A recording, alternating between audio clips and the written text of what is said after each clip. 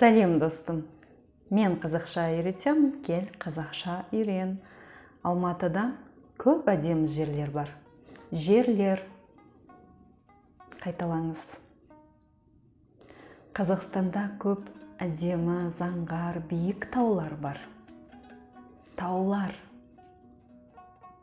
Астанада көп әдемі үйлер, машинелер, ғимараттар бар. Астана байқала. Үйлер, машинелер, ғимараттар.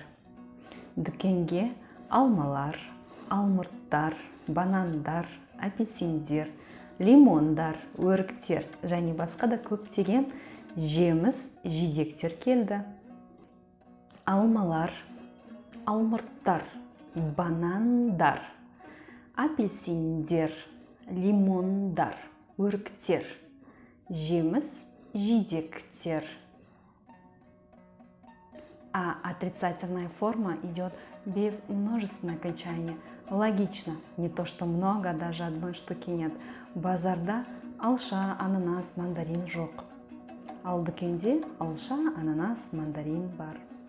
Театрда әртістер көп. Мектепте мұғалімдер, оқушылар, тәрбиешілер, ата-аналар бар.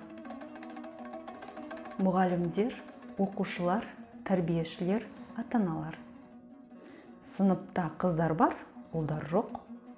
Қыздар, ұлдар. Бүгін сенбілік қой. Бүгін сенбілік қой, сенбілік. Далада орнатушылар, құрастырушылар, құрылысшылар, орнықтырушылар, тазалықшылар және басқа да көптеген жұмысшылар жұмыс істеп жүр. Тапсырма. Найдите 10 слов, которые мы привыкли говорить на другом языке, но имеющие красивые, точные переводы.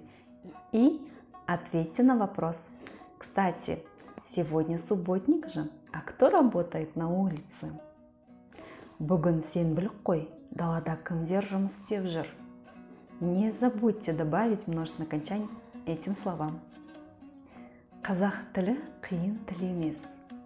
Мен сізге сенемін. Сіз де сеніңіз.